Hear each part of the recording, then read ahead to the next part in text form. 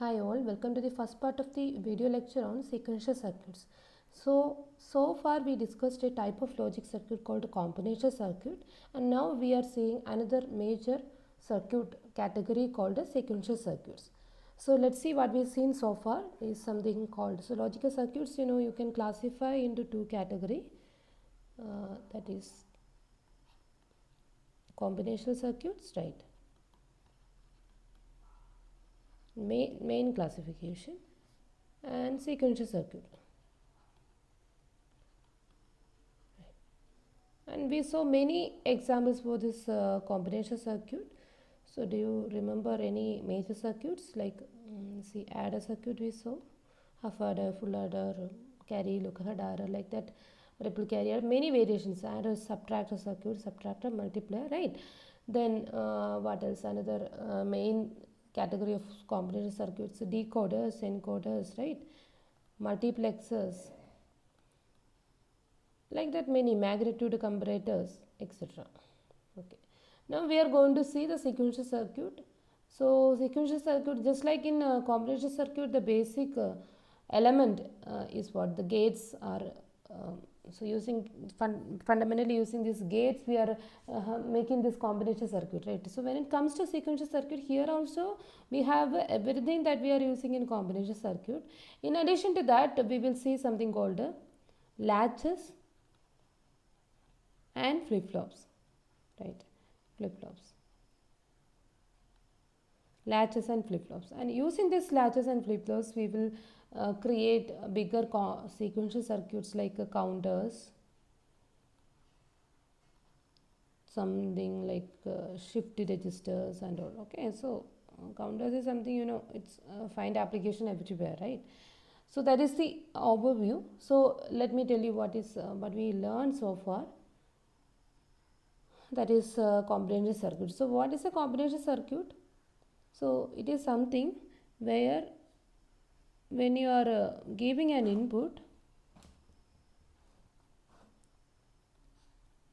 so it can convert your input into some output, right? So if I am drawing the block diagram like this combinational circuit, what we've seen so far is some set of inputs you will apply. It can be any number of inputs, say A1, A2, etc. AN, and you will get set of outputs, and you can see each output, say the first output is a function of all the inputs like A1, A2, etc. AN, and the second output is also same like that, the last output. You can have any number of inputs and outputs, right? So that is what we've seen, and we know the design of different combinational circuit that we discussed in detail before coming to the sequential circuit, right? Now okay, let me clarify it further. For example, if you have this adder circuit, so what is happening, the standard example, that is the half adder circuit. So what will happen there? So you have this half adder with you, and you are applying two inputs, say A and B, and you are getting a sum output and a carry output, right? Carry output.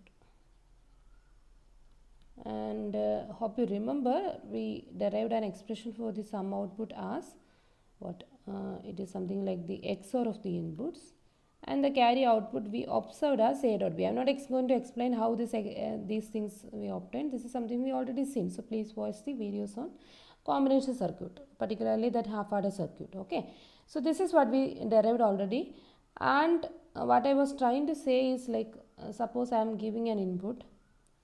So I am applying some input like at a time 0. So that concept of time, actually it is relevant in sequential circuit only, but here also let me observe the same thing, like what will happen at different time over time. So when I am applying different inputs, for example, when at the time 0 I am assuming, so let me take say A is equal to 0, I got a input from the user, and B is also 0. And when this is the case, how the circuit will behave, you will get the sum input as the XOR of these two, and the carry input also as the AND operation of these two. or when you add these two bits, this is a sum bit and this is a carry bit. Okay, fine. Now after some delta amount of time, say after some t is equal to some delta unit of time, suppose the user is giving another input, say a is equal to 1 and b is equal to 1, say. Now can you tell me what is the sum? So the sum is just XOR of these two, and the carry bit is the AND operation. So in other ways, when you are adding this 1 and 1, you are getting sum as 0 and carry as 1, and this concept is clear to you now, right? Now what I am trying to say is, at time delta, when you are applying this a equal to 1 and b equal to 1, you are getting an output that is depending only on this present input, right? So this is your present input, right? So whether it is depending on something past or not, right? So this is your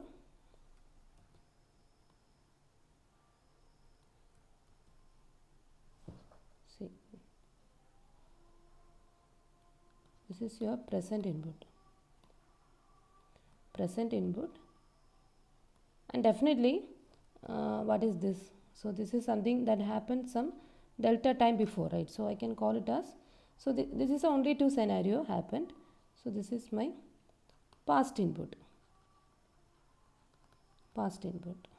Similarly, this is my past output or my previous output. You can call in any ways, past output or previous output. Okay. And you can see this is the present output. Okay, so this is my present output. And the important observation here is this present output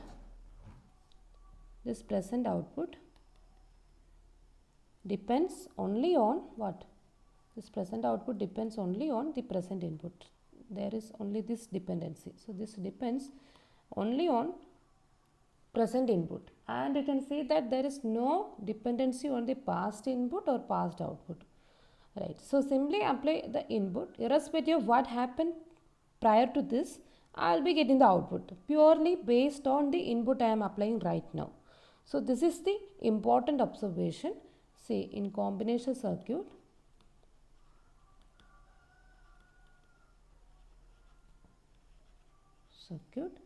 output, or simply the present output at any moment, output depends only on present input, and, or let me write another way of saying the same, or there is no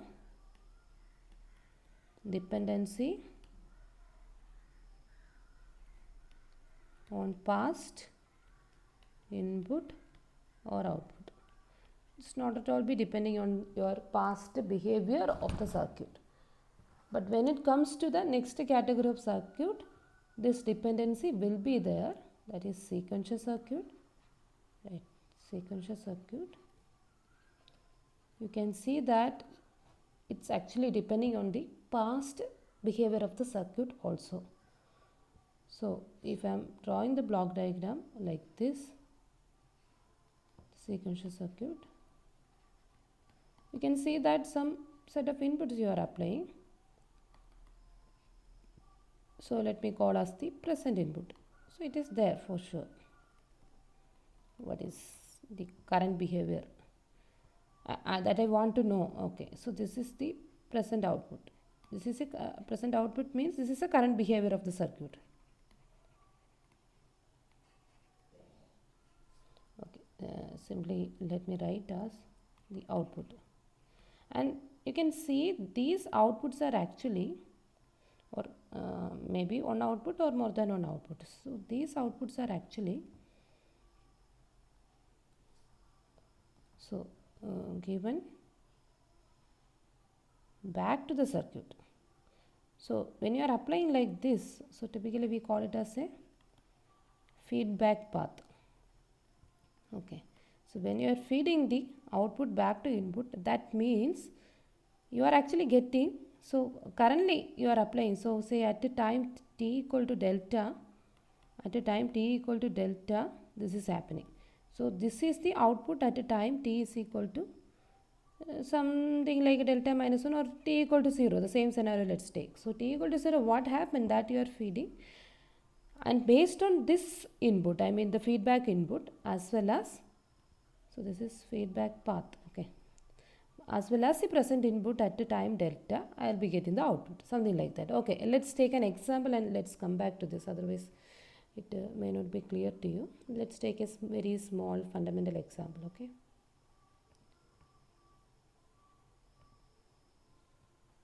What we are going to see is a small example to this sequential circuit. Let's explore the counter circuit, okay. So it's not, we are not going to see the complete design and all. I will just tell you, I will just give you a feel of this sequential circuit and know the concept of feedbacking and all. So what is this counter circuit, you know? So that can counter, right? So that keeps on counting something. So let me take an example where suppose there is a room. So, okay. And this is a room. Maybe some conference room and all. This is the entry to the room, right? And people are entering the room through this entry. And now, you know, I want to know how many people are inside the room at any point. Maybe the administrator want to know how many people are inside the room or how many people present in the conference, something like that, okay. So suppose a person is coming after some time, he may show his entry pass and all. So if he is a valid person, he will be entered inside the room. So this is a scenario. So this is what is happening. Now tell me what is, how can you track this? Okay, you can just count it, fine. Maybe some using some token and all. So no, suppose I need a digital circuit for that. So what I am going to do is I will be placing a special circuit here, right? So this is my counter circuit. Now what the counter circuit is doing, whenever this door is opened and one person is coming inside the room, this counter circuit keep increasing. So it is something like this. So it is, the circuit will maintain something like a count variable like that. So initially the counter circuit will be having a value that is 0. So the circuit will be initialized with the 0. So you don't have to think about a different variable and all. That is somewhat discrete. So let me tell. So the counter circuit is maintaining something with it, and the circuit is initialized with a value 0. So okay, so that is the idea. Now what will happen is one person came, right, and he is given an entry and he entered inside the room. So this is the initial scenario. Now let me tell you, maybe use a different color. Now when the first person came and when he is inside the room, right, this counter is supposed to increase by 1. So by looking at the count, I should know how many people are inside the room. So that is my scenario. So at a time 0, this person came, or maybe this is what happened at time t is equal to some delta. Okay. So this is the initial scenario. So the counter is initialized with a 0 at a time 0. Now at a time some delta. Okay. What I can do is, let it be, okay. So this is the initial case. That means at the time 0, the counter is initialized with the 0. Okay. So this is what happens. So this is at a time equal to 0. Now at a time 1, one person came, right? See, at a time 1. So why I am taking delta, otherwise delta 2 delta like that I have to use. So let me use 1 as a unit. Okay, so maybe 1 millisecond of time, 1 nanosecond of time, something like that. So I am assuming so. So the counter, this is the update to the counter. Okay, now let me take, let me extend. So what is going to happen? Say after one more unit of time. So this is on unit of time. This one means on unit of time. That can be anything. One more person came inside the room. Okay, so that at a time t is equal to 2, one more person came. So what will happen? This counter is supposed to update to a value 2. So this is what happened at time. So this is at the time 1, sorry, and this is at the time 2. Fine. Similarly, it will keep adding the persons, right? If you want, you can take one more person. So at a time 3, there is one more person. See, this is the scenario at time 3. Now the counter will again update to 3, say at a time 3. So it will keep on adding like that as the number of people increases. So this is the idea. Hope you get an overview of the counter circuit. What is happening and how this is to be done, we will see soon. Okay. So that about it. And let me say so this is my counter circuit. And I'm just observing the counter circuit.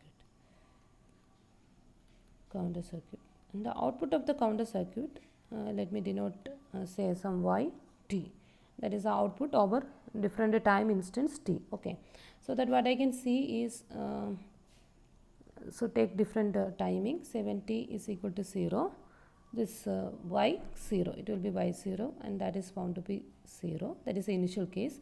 Then when t is equal to 1, first person came, I am getting this y1, the output at time instance 1 to be 1.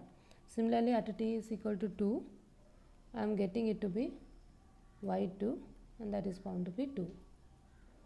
And then at time 3, the output is found to be 3, etc. So this will keep on adding like this. Okay, so now tell me what is the input to the counter circuit. So the input is what in this example? It's one person coming, right? So the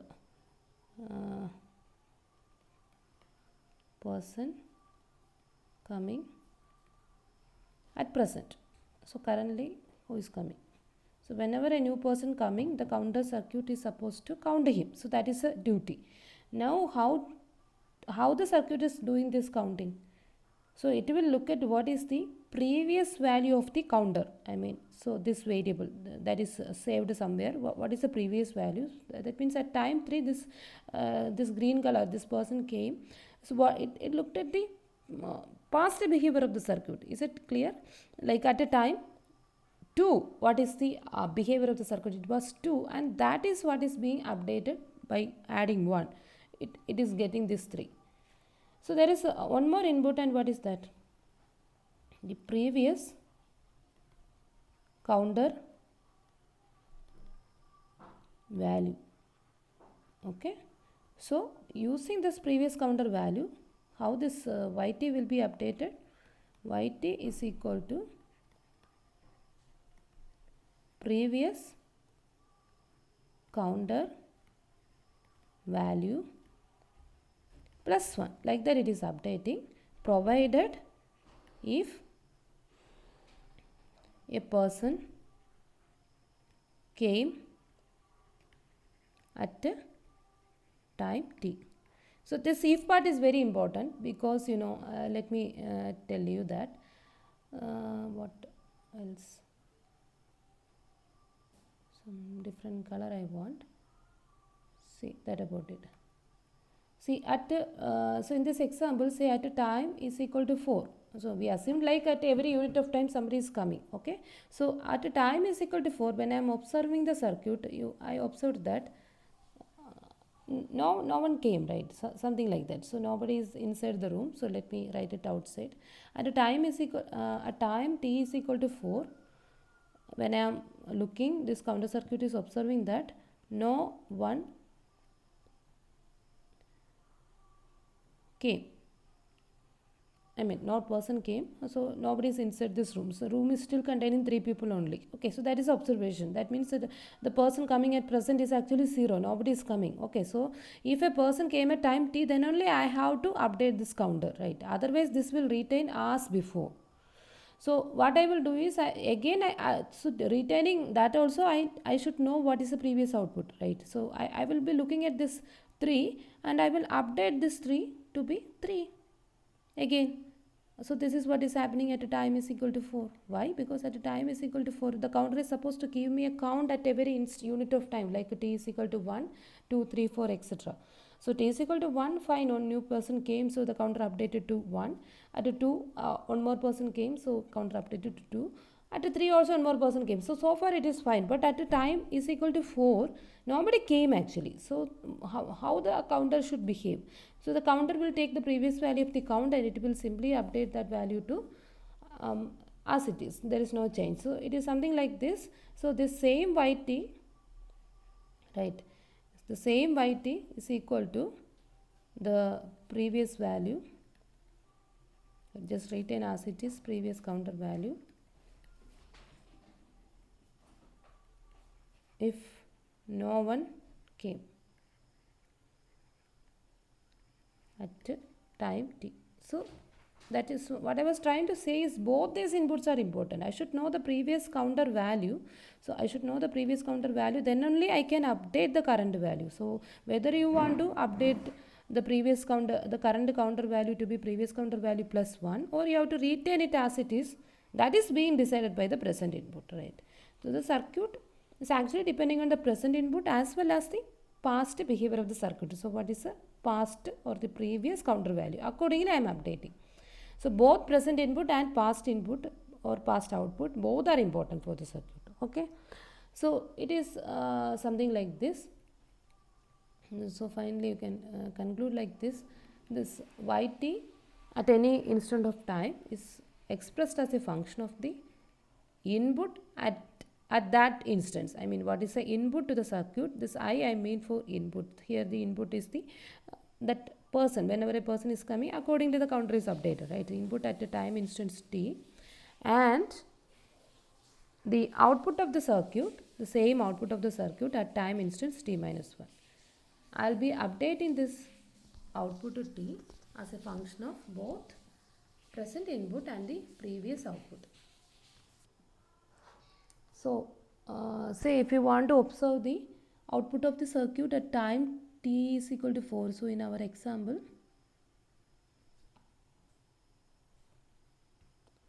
say at a time 4, what is the output? You can see that it is a function of the present input as well as the previous output, that is at time 3.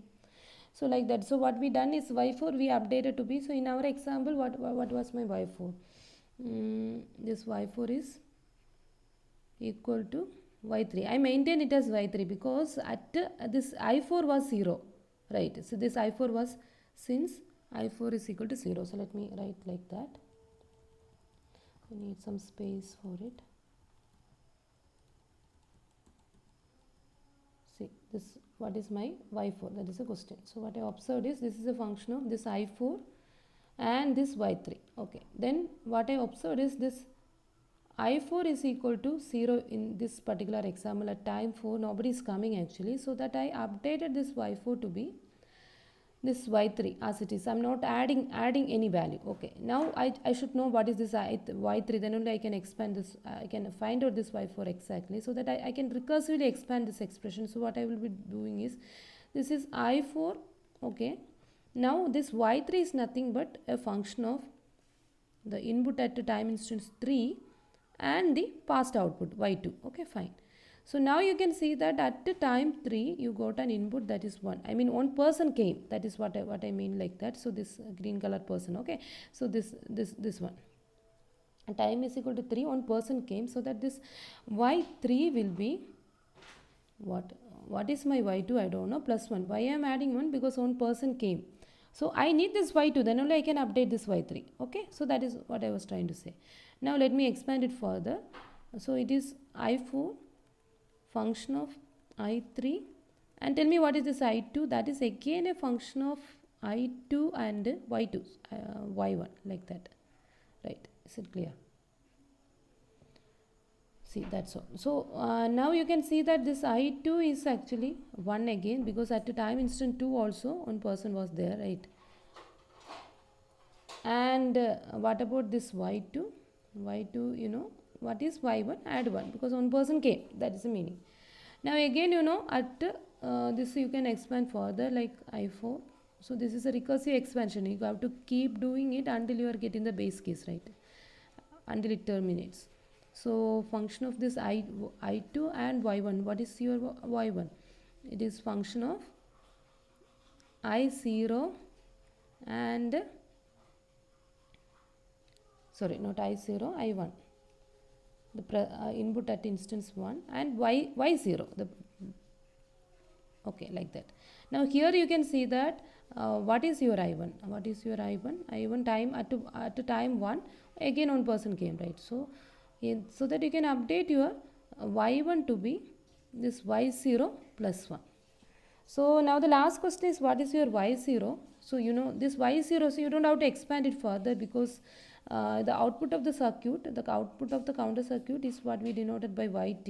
At the time 0, this y0 is 0. So this is something called the, so when you are looking at any recursive expansion, this is something called the base case, okay.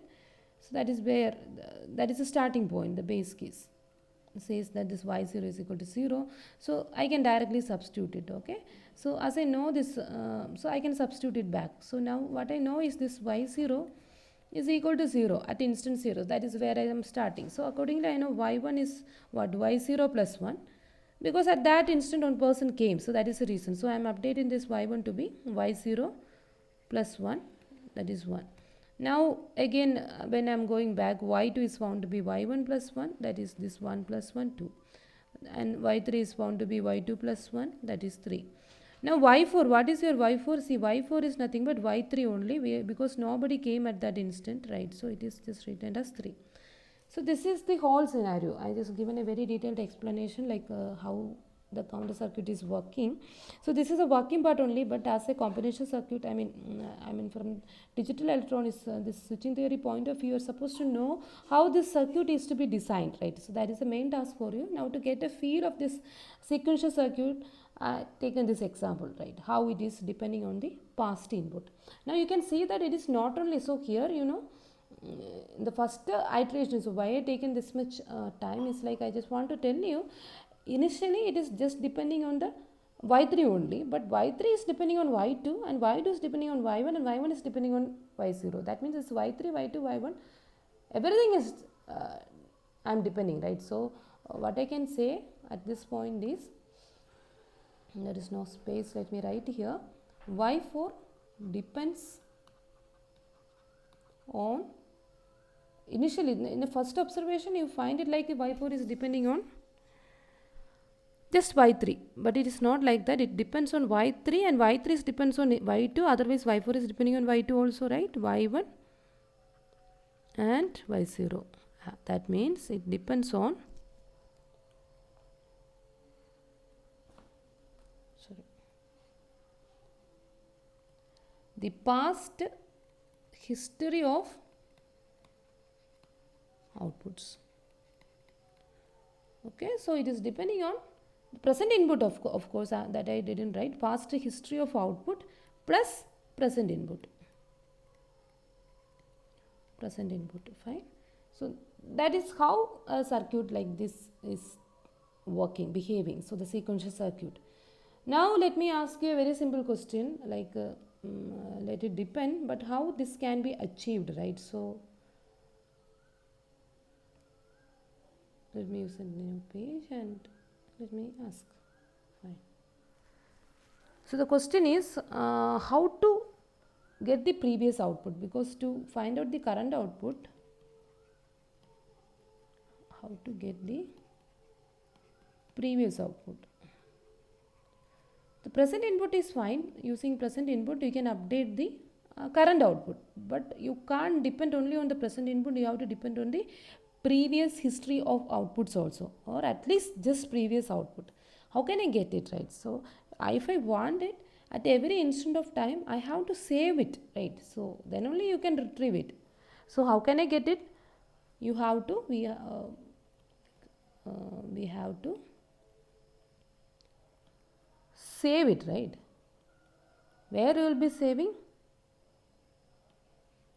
For that we need some memory element, because this memory, you know, where you remember something, right? So in our human brain also we are saying like we are remembering things in our memory. So here also you have to use the same thing. That means some sort of memory element is needed basically, and with which you can remember things. So what I was trying to say is this sequential circuit,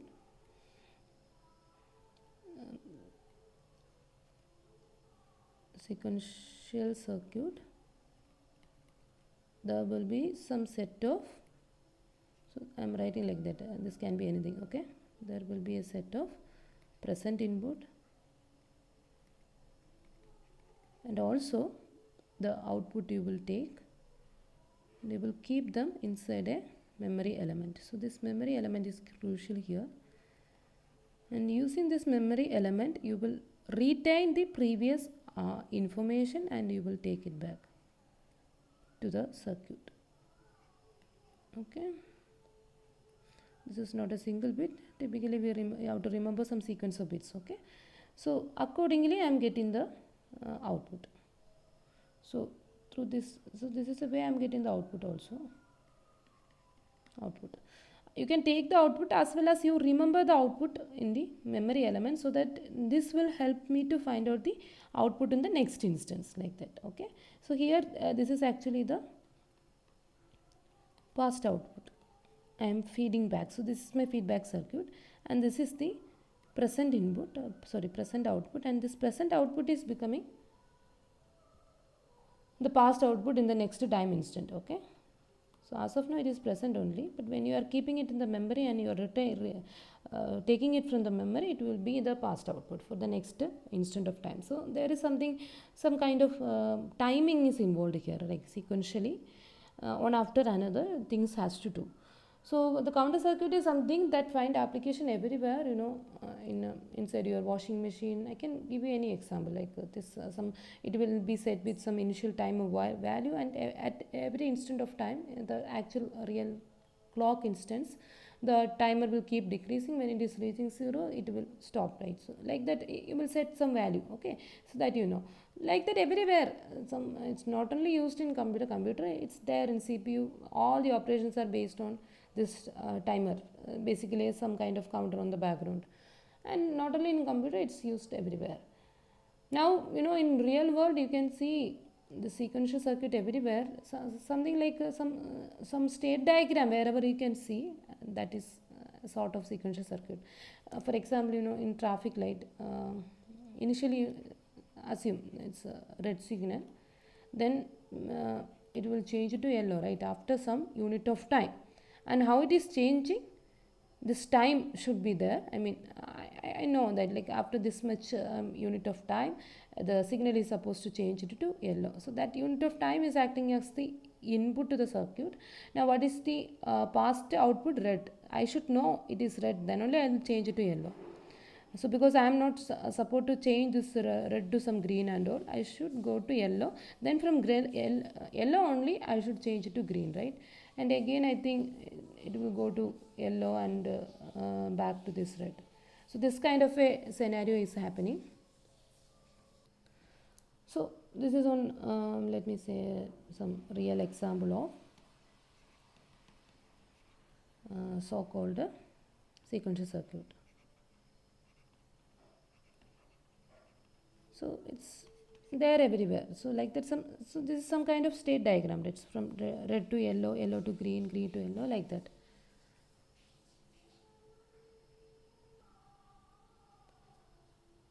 So that about it. So this is what we see in the sequential circuit. It consists of that is what I want to tell you. Like so basically you see like there is a memory element and sequential circuit, but this memory element, everything is basically made up of combination circuit only, right? So what I can tell you is this whole thing is, see, 1 second, so let me erase it first.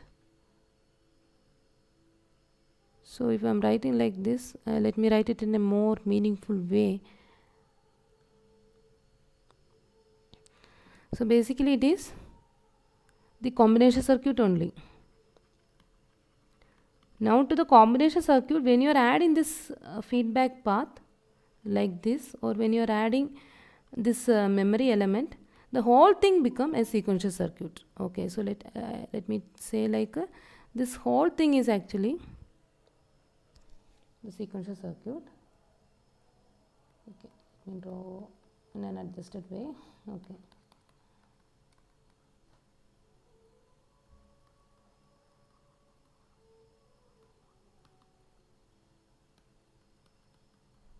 This whole thing is my sequential circuit.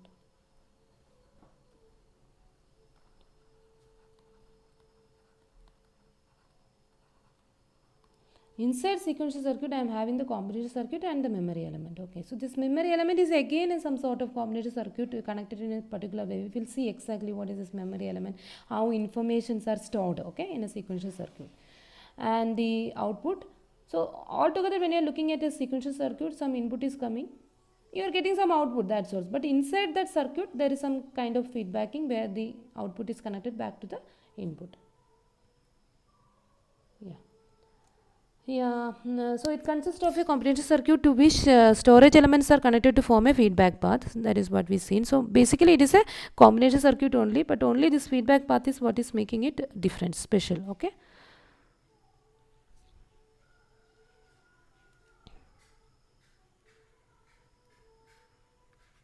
Now, the storage element are the devices that is capable of storing binary information. So basically, I have to store this binary information, right?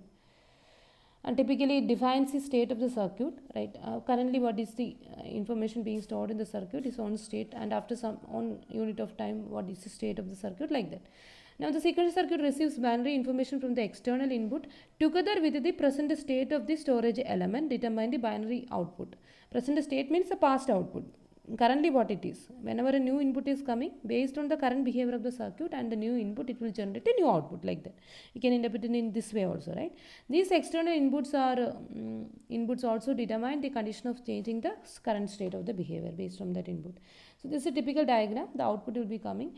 Actually, the same output we are keeping in the memory element also. That is why I drawn like that. So it depends. So some of the output we may store and some we may not store, like that.